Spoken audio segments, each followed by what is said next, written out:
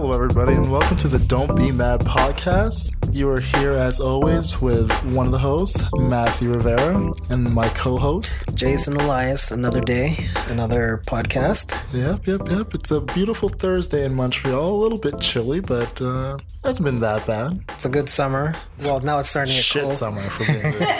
Since you said the eclipse and everything like that, now everything is Screw the eclipse. It's getting cold. Ruined everything. But today we're also joined by a special guest. If we can get her to the mic. Would you like to introduce yourself? Hi, I'm Lisette. Yay! Hi, Lisette. Yay. Thank you for having me. You are most welcome. So today we're going to be talking about a bit of a sensitive subject, one that we felt we needed a female voice for, just to make sure it wasn't just a one-sided or felt like a one-dimensional approach to it. Essentially, we're going to be talking about sexual assaults and domestic violence and basically the accusations and how they affect both positively and negatively multiple situations. People's career, basically how it could affect someone's personal life, professional life. And not a lot of people think about the repercussions of what happens to a person later on in life, what it can do for them. You never know what happens. We're going to talk about that in a little bit of detail. Very serious topic. So today we're really going to be treading lightly on the things we say. Because we want to keep it just mainly information based and essentially bringing it to a point of understanding, obviously, of how serious it is, but in total, just how, if you're in your circles, how these type of situations could be spoken about. Because right now in the public eye, there have been multiple situations that have occurred where either information is limited and we're waiting to hear what exactly has been occurred. You get half the story from one side, you don't hear from the other side. And basically just setting up a line of how we can have these type of conversations, as well as the overarching whole of the story itself, where how do accusations affect the people involved, how accusations should be dealt with prior to any legal action being taken. And from there, just can you continue on the conversation? Yeah. This is a good talking point for everyone. If you know anyone that's going through a situation or you know of a situation, it's good to talk about these things. And probably by us talking about this, maybe there's something that for you guys who are listening, you want to talk about with us, or if you have something that, that's bothering you in regards to that, that's a good way to reach out. You could say that. It's a good way to reach out. Of course. Well, look, at the end of the day, we're not experts, but having the conversation brings out the conversation. That's right. And it, in some ways, help people come to terms and come to a point where they can speak out about what's happening with them, or in general, maybe we enlighten somebody to change their ways. That's right. So I guess we could talk about a specific subject. Well, we could begin with something that happened about 10 years ago. The Duke lacrosse team. Well, it was the Duke lacrosse team, but mainly three men who were accused of sexually assaulting, raping a female at one of the dorm rooms at Duke University campus. Just to give a little backstory, well, not a real backstory, but a kind of summary of what happened is that they were falsely accused of rape because it just did not happen. And the person who, the female that accused them of rape, was very inconsistent in her story. There was a lot of holes in the story, a lot of untruths and everything like that. There were witness accounts of what happened, of what didn't happen, and all that kind of things. There was also a lack of physical evidence when it came to, the kits that were done, the accounts for the story. Basically, I believe her name was Crystal Magnum, exactly. And she was there for a party that was called for the night, and her friend were an escort. And her friend accounted for the fact that, the situation definitely did not happen. And with the physical evidence supporting that, as well as the change in her story, they were all acquitted of the situation. But, there were a lot of affected people along the way, whether it be directly or indirectly. For example, example, some of the heads of the lacrosse team had to resign, as well as, villainization of the people who were involved. And there needs to be an understanding as to the severity of these kind of accusations and the type of life that someone has after that, definitely. Oh, 100% agree, because you get these situations where at the end of the day, when a victim comes forward and says that they've been sexually assaulted, the last thing you want to do is call them a liar.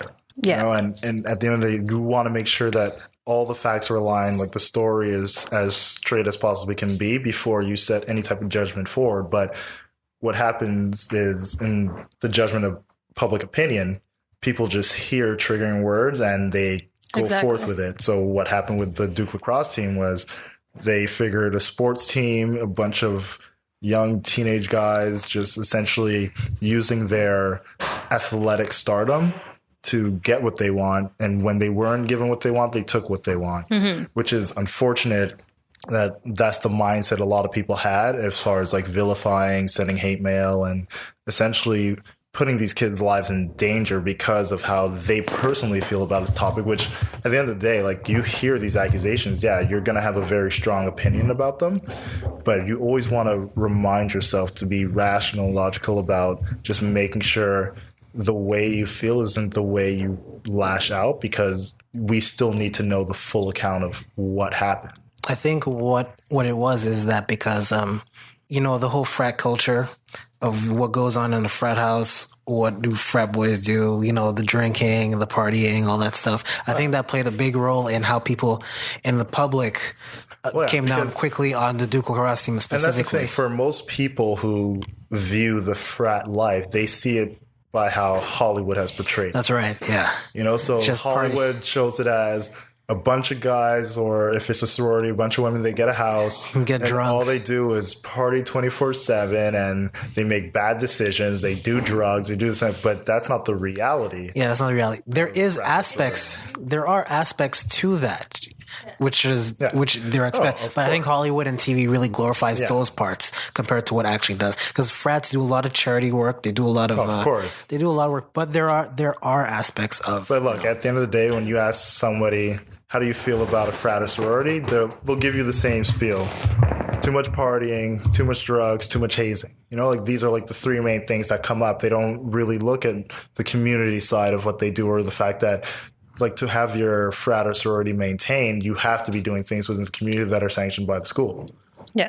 And I think a level of the Hollywood aspect, as Jason had said, in fact does glorify it, and some people do live up to those standards, and that's the unfortunate fact, because monkey see, monkey do. Well, of course. And like, you're gonna have situations where like a frat is gonna want to have like this semester's most memorable party that everybody talks about, and it's going to end up having more people want to join them, so then they can basically keep their chapter alive. Yeah. But in terms of the topic, it has a negative connotation because, like you said, right now it's this team clubhouse. It's a team of guys where they're athletic, that what they do garners a bit of attention from whatever crowd it may be. And because of that, people went and vilified these guys before they had all the facts, which is problematic based on the simple accusations that came out to be false. Yeah.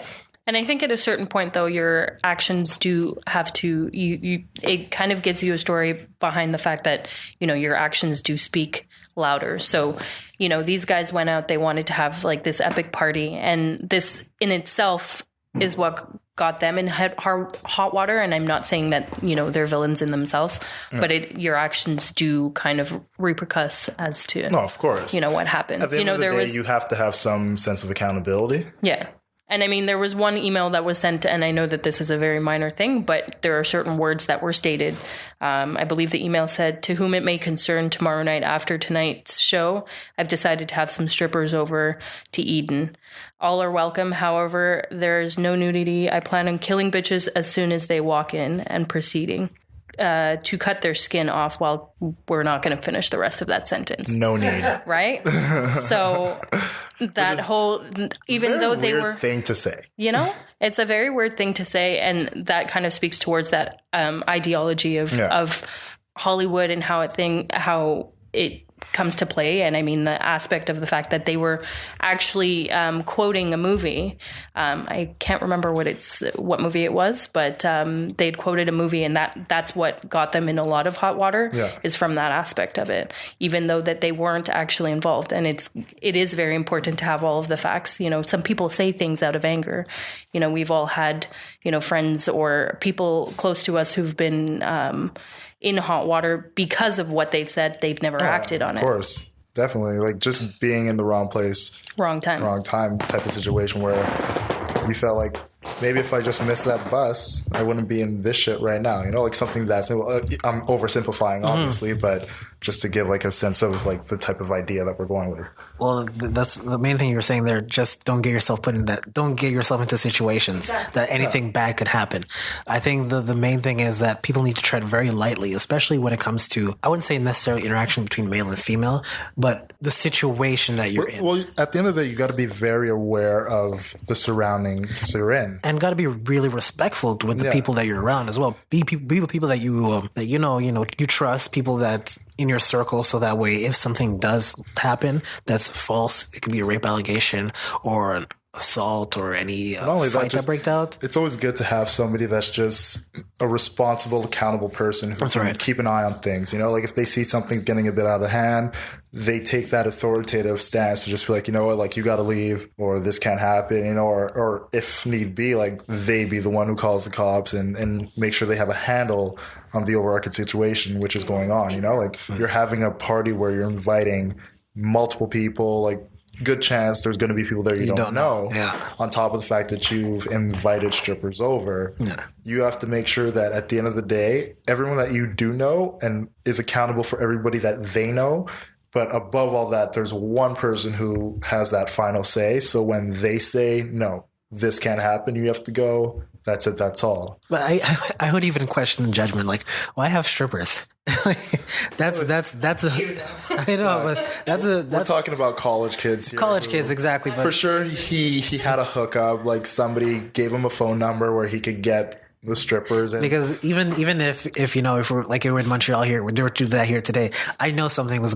Just before it happens, something. You got to also think in the mind of a college student, right? Like or a university I was a college student. it's all about having those bragging rights at the end of the day. Yeah. So if you're the guy who brought the strippers, right away you're going up at least 3 points on the board. You know, I think they were following the Hollywood motto, thinking something might happen. Of course, I'm not saying they weren't. Like they were looking at, we're going to create the most epic party that anybody's ever seen. Like Duke is going to talk about this for years to come. People who weren't there are going to regret it. Yeah. And that, like, I can completely understand that. But as I'm saying, it's at the end of the day, you have to make sure that if you're going to do something on that scale, you have people that are going to be accountable for everyone that's there, and then somebody who's just going to be like that mother hen or that father figure who's just like, you know what, no, like this can't go. Like there's rules in place. It has to be maintained, you know? Yeah. Mm-hmm. I also wanted to speak about, another specific issue with Brian Banks, the high schooler who was accused of rape, and he actually took the charges for the rape. So he served time in jail took a plea, served time. He was falsely accused of rape. So essentially his high school career, his college career, which never even happened, was done. Couldn't do anything. And the whole situation with Brian Banks is he confronted the woman who had accused him of rape and got her actually on film with a hidden camera admitting that she was lying and she only did it for the money. And once he brought that information to the judge, you know, he was exonerated.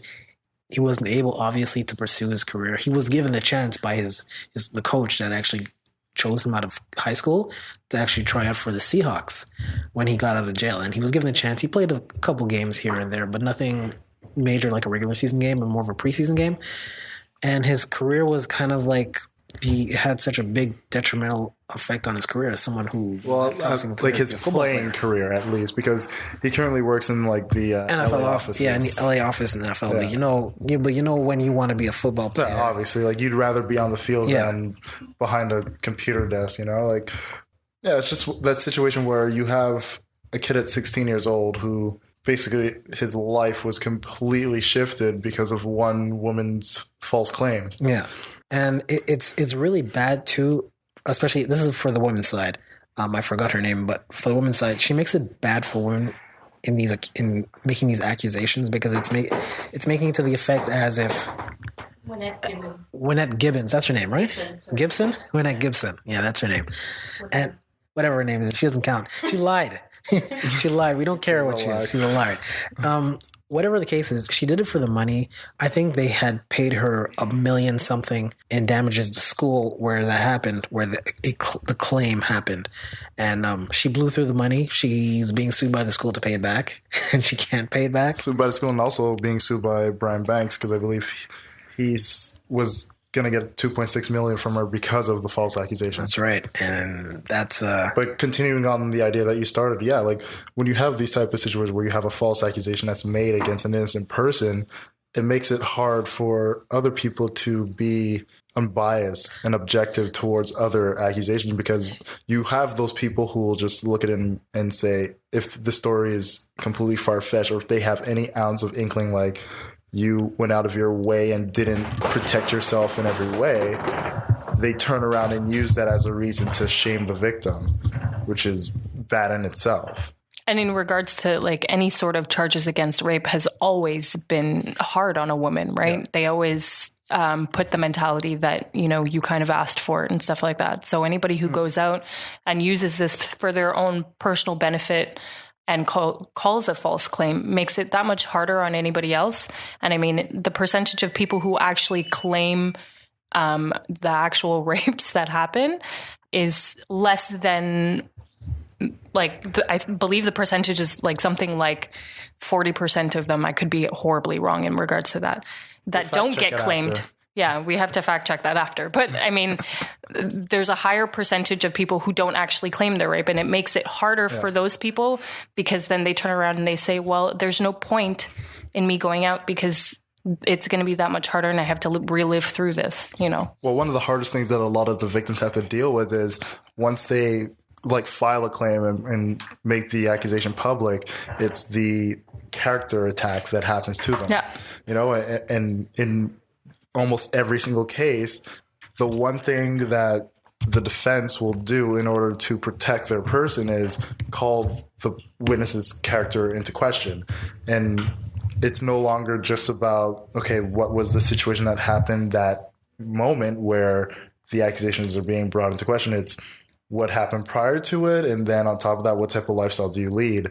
So when you have somebody who wants to come forward, but they're afraid now that who they are as a person is what's going to be put on trial rather than what they're saying happened to them, it makes it harder for them. Mm-hmm. And it's sad, really, because if we didn't look at it as we have to figure out if you're this squeaky clean person to believe that what you said is true, you would have a lot more situations where women, whether it's sexual assault or domestic violence, being willing to come forward because they would believe that the system is actually behind them and they would have trust in it, protect them and literally like protect them and find out what exactly went wrong before there's any type of judgment passed. But that's not what happens. Yeah. And the unfortunate fact is sexual assault is there's no bias. Like there's no racial discrimination. There's no bias towards how it happens. So you could have a party girl's lifestyle and still end up in that situation, and you could be squeaky clean and still end up in that situation. Exactly. And, you know? And that's the thing. It's especially when it comes to, like we're saying with the Duke lacrosse team, where we're looking at this football player now, or you had another situation with Freddie Gibbs when he was in Austria. The type of person that's being accused and then the type of person that's doing the accusing is always brought up into question. So you'll have those that'll be like, oh, this is a guy on a sports team, he can't be trusted. Or it'll be like, oh, this is a girl who parties, she can't be trusted. And it's more of people just not just sitting down and saying, okay, well, what exactly are the facts? It's them just being like, tell me what type of person this guy is. Or and we'll judge it off of that. Exactly. And then that will be where I put my placement in, you know? Mm-hmm. And it's really shameful that that's where society has gone with this as far as like the judgment of public opinion, because we're completely losing sight of why we have this system in place to begin with. It's not to say you're guilty until proven innocent. It's the complete opposite. But at the end of the day, we have to make sure that everything that is spoken about when the accusation is made is taken into account before we pass any type of judgment on who they are as a person. I want to bring into something specifically. It goes into the topic of Brock Turner, where there was a situation with him now. Known sexual assaulter. A known sexual assaulter. So let me give everyone a little bit. Multiple witnesses. How it happened is that he was caught sexually assaulting this girl behind a dumpster, wherever school they're from. And he got caught by a couple of people. The thing is you would expect someone like that to go to jail for well, a bit more on years. how it happened. Basically, like there was a party. It was a party, happening, like and as the usual. girl was a bit intoxicated. Yeah. And he found her intoxicated and brought her into the alley where he decided to sexually assault her. And then I believe there was two people. I don't know if they were a part of the party, if they're jogging or whatever. But they were there. They were walking two by. guys basically heard a struggle happening. Mm-hmm. And they were able to fight Brock off. Like, I believe they punched him in the face a couple times. He, like, suffered a broken nose, if I'm not mistaken. Yeah. But if those two men hadn't come, the situation could have been so much worse for this woman who She was passed out, didn't essentially know what was going on. Wouldn't have known blacked out. what happened to her because of her state.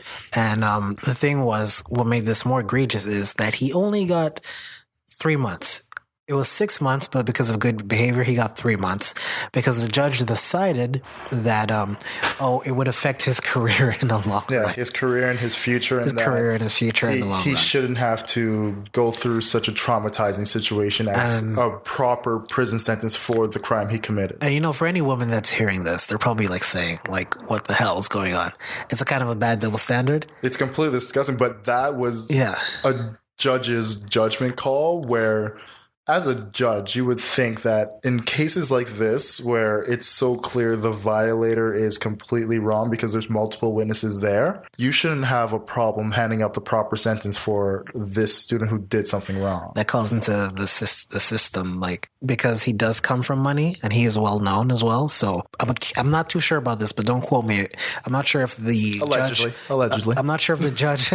I'm not sure if the judge and him they went to the same frat or they're part of the same fraternity. So that's why he came down really softly on him. I can't be certain about that, so don't quote me on it. But if that's the case, you shouldn't be a judge. You shouldn't be doing this. No, of course not. That's terrible. Because here you have a situation where the person who was assaulted wasn't even able to make the accusation themselves. Like, they had to have the witnesses come forward and basically say exactly, like, give the full account of what happened, how they were involved. Yeah. So you have two people who are basically, there's absolutely no way you can go against what they said because all the evidence of them fighting Brock off of this woman, saving her from what he was about to do. As a judge, you got to look at that and be like, look, we don't want people like Brock doing things like this. Mm-hmm. You have to come down hard. You have to give the full sentence. Full sentence. And there's no leniency for something like this. So for you to turn around and especially if you're going to say we don't want to ruin his life or his career, like what about the woman who was sexually assaulted? What about her life and her career? What about the traumatization that she's going to have to go through now because her entire life is ripped apart? Like you've essentially violated her life and then to spit on top of her again by saying, well, we're going to reduce her violator's sentence because it's going to be hard for him. And in coming down hard on these people, it also creates an environment where maybe this is not acceptable because at the current moment, the way that the environment is in regards to, men and women interaction and the consent aspect of it, it's kind of wishy-washy. Like there's no actual, a lot of people feel that there's no need for that. So if this judge actually came down and gave him the sentence because there was all of the evidence in the world to turn around and prove that he was genuinely looking to do this and that it wasn't, just he was caught in the process. Yeah, he was caught in the process of it. Admitted to it. Yeah, it creates a level of fear that maybe we shouldn't be approaching that, and that in itself will help improve the entire look of. Yeah, because at the end of the day, if you look at it, if you know that people who have been caught where the facts have all been laid out, witnesses have been there that, you sexually assaulted, and then you get the proper sentence that you're deserved of, that in itself will deter people.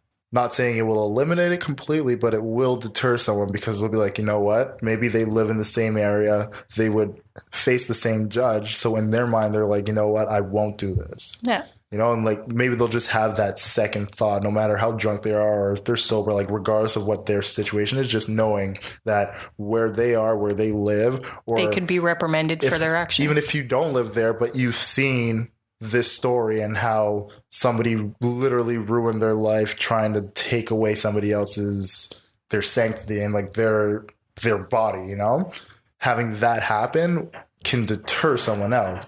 But if you're seeing leniency being shown to somebody who's doing something so egregious, why exactly would I hold back then? You know? This is why I say for anything of that nature, like it could be from sexual assault to even pedophiles and everything like that. Give them the max from the start. Give them the max. You get caught, and for sure, no, evidence is there, witnesses are there. You have the proof. Give them the max.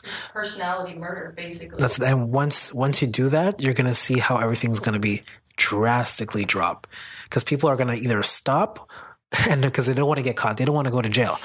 If the laws were enforced more strictly, and in those situations, a lot of that would stop. Then again, you're dealing with people who politics with law and everything. So you never know what might happen. But yeah, you need to give these people the max to basically make an example of them. You have to make an example of these people who commit all these kind of crimes, because it's like, if you're coming out in like 6 months to 2 years, they're like, oh, okay, I'll wait it out in jail. That's nothing for them. And they'll probably most likely do it over again. In his case, Brock Turner, he's now a registered sex offender. So let's hope that he never gets a job again. And I'm not gonna hope that, but I hope that on people who do bad things. People who do bad things. I hope the bad happens to you. That's a personality trait of myself. All Jason. That's Jason. I'm saying that's Jason. That's all Jason. People who do bad, you deserve. I'm hoping, even though he got a very undeserved lenient sentence, that he comes out of this and tries to rehabilitate himself and actually do something for society that's actually positive, even though he doesn't deserve it. At the end of the day, it's like, let's take something out of this where you can be positive. And who knows, maybe he won't. You're a nicer person than I am. I am a nicer person. Look, I'm a firm believer in, you're going to take your licks as they come. He didn't get his licks in the way he deserved, but take that opportunity where someone showed leniency to you, that you actually come out of this and do something better than you ever could have been, considering. Or what people expected of you. Exactly. And the thing is, I'm not a big religious person, but I know the Bible does say an eye for an eye. So if you commit that crime and, you can't play that. Yes, I can play that. As a non-religious person, you cannot play that card. I didn't say I was non-religious. I said I'm not very religious. Don't even finish that thought. No. People know where I'm going with that. No. We're not finishing that thought. We're going to move it along. No, I'm with Matthew on that one. I think at a certain point, as much as, there's a level of anger towards these people who are so disgusting and technically evil in even thinking that they can get away or do something of the sorts, because, there's a certain level of human connection that is obviously lacking for him to have gone ahead and do that. You would hope that, the rehab situation would happen, because then that would prove that people are always out for the better. Look, and I am a religious person. It's an opportunity, too, where you can have him go to places where he can just speak as somebody who essentially got lucky with his situation. Mm-hmm. Not that, it's a good thing he got lucky, but just being like, look, I got an opportunity where I shouldn't have had one, and use that as a lesson platform to teach. Yeah, to teach others, to be informative and talk about not being in sexual assault and help others just get that knowledge, because understand consent and all of that aspect. Yeah. Because at the end of the day, not many people are going to get that type of opportunity that he got. They don't deserve to. But if he just comes out of jail and just goes back to his regular life like nothing happened, it's a waste of time for everyone. Well, it's to take a look at I forgot the names of the people here. Freddie Gibbs, as well as Brian Banks and stuff like that. They all work within, as well as some of the members of the Global Cross team. They now work in regards to a nonprofit that talks in regards to those type of aspects of abuse and all of that, Exactly. So where do we go from here? Where do you go from here?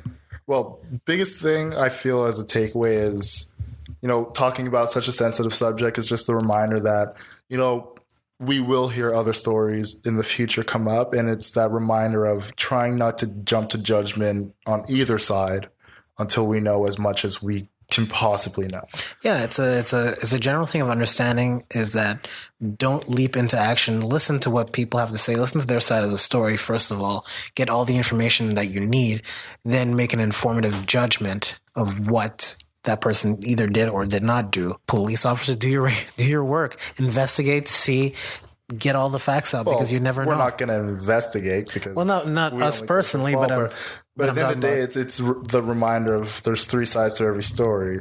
There's your side, my side, and the truth. Mm-hmm. So until you hear both sides, or even if you don't get the chance to hear both sides, at the very least, allow benefit of the doubt to happen, or don't just assume that the person who's making the accusation is a liar. You got to be mindful of these type of situations. Don't just come up out of thin air unless we know for a fact that they were lies. Yeah.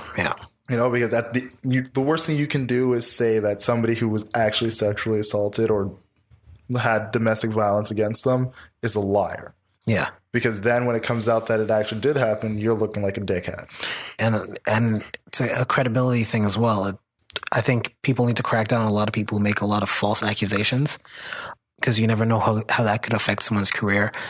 You never know. It could be life in general. Like that accusation can make someone, regardless if it's man or woman, they could go into a certain depression. They can lose everything, could lose their family. It affects everything around them. If you are somebody who has gone through any type of situation, whether it be sexual assault or domestic violence, finding somebody to talk to is a big thing. It's a hard thing, but it's very necessary. It's always good when you talk about your problems, regardless of what it is, especially because of something like domestic violence and assault or anything like that. You try to get to someone or any information centers that you can so that they can help you with either your situation or a situation with someone and just be informed as much as possible. Well, there are hotlines out there that we'll put in the description when we send out this episode. Yeah. And I mean, either you have the hotlines, you have family members, maybe there's someone you trust, a good friend, maybe even a therapist, like whoever it may be. But just knowing that the first step towards healing and getting beyond this is the conversation and bringing it to the light. Because if you just allow it to stay in the darkness, then you'll never get to a point of overcoming, and essentially it'll just keep happening. And I think it's really important that another takeaway would be a matter of really having that conversation as a whole, whether it be on one side or the other, the accusee or the accuser, someone being involved in sexual assault or being accused of sexual assault. It's really important to understand that there's consent and that, we need to be able to have a level of understanding of how we interact with one another and that there's a level of respect for that. Of course. A lot of those people don't want to come forward because there's such a lack of understanding and people think that it's understood that it was provoked on their side. They'll say, well, what did you do? Or exactly. Or in something like, oh, you deserve it. Which is some of the worst things you could possibly say to somebody who's actually coming out to you and trying to bare their soul to you. And to be able to have these people come out and have a conversation, because it is a very grave situation for someone to come out of. And as you said, it can really bring down their entire personality and make them a shell of a person. To be able to, the aspect, in having that, it will allow for people to come out and have those conversations. And, I was right about the 40%. It's out of 100, not 40%, but out of 100 rapes in Canada or sexual assaults in Canada, only 6 are ever reported to the police officer. As a whole. So in actually having a level of understanding for consent and things like that, it'll allow for people to come out and have the conversations with their family members. A lot of these things will either be, more reported or minimized as a whole, because people will understand the gravity of their actions if they go ahead and proceed with the sexual assault, I 100% agree. All right, so do you have anything else to add to this, or do we feel like we've hit all the marks that we need to hit? I think we hit all the buttons today. We had a good conversation, good, important conversation that needed to have. I hope we got some information out there that people can use in the future. You know, all I can say is have a conversations with someone that's close to you, that if you are experiencing something like that, domestic violence, just have that conversation, seek help. And don't think that... don't be afraid. Don't be afraid to seek help. To seek help. That's the main thing. Like, one of the worst things we can do to ourselves is feel like we have to deal with it on our own and we have to internalize it. It doesn't help you. It doesn't help your mental health, and it doesn't help the situation that you may be in. At the end of the day, there are professionals out there for a reason. It's to help you. It's to make sure that you can get through this and know that you're not alone. Know that you're not the only person who has suffered in this way, and that there are other people who can be by your side in this time. So do what you need to do to make sure that you put yourself in the safest and most prosperous situation where these things don't happen to you anymore. That's right. I guess that's it. All right. Well, I would like to thank Lisette for being our special female voice today. Yay, Lisette. Lisette is actually the community manager for the website for the Connect.ca. So she is going to be handling everything when it comes to the forums. So no pressure. No pressure at all. I look forward to speaking with each and every one of you. All right. Anything where they can reach you, or if you want them to reach you? I am actually creating my own professional page, but I'll pass it along to you once it's actually up and set. Basically, she doesn't want you bum-ass boys DMing her. Maybe. No, that's not true.